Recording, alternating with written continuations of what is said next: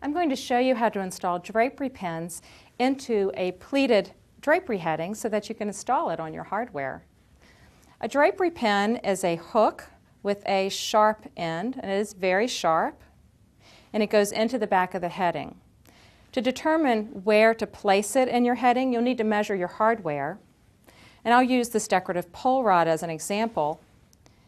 The bottom of the little eye hook where the drapery pin is going to go is about a 1/2 inch.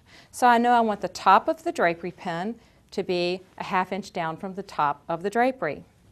To determine where to place the pin to get it to come out the right distance, I'm just going to mark a 1/2 inch on here with a erasable marker.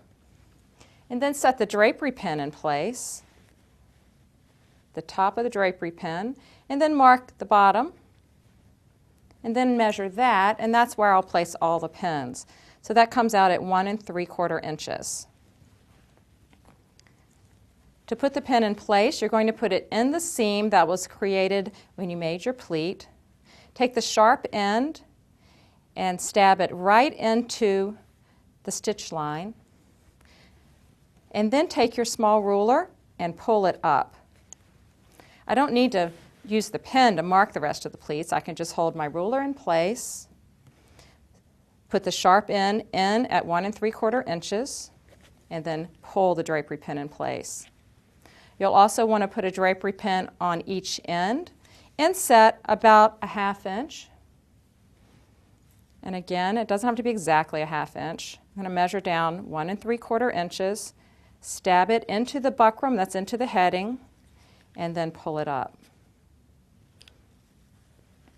You may have to place your drapery pins down further if you're using a decorative traverse rod, for example. You have a traverse rod here on the table. Usually that's set about 1 3/4 inches for the top of the pin, but you'll want to check with the hardware you're using and measure it before you get started.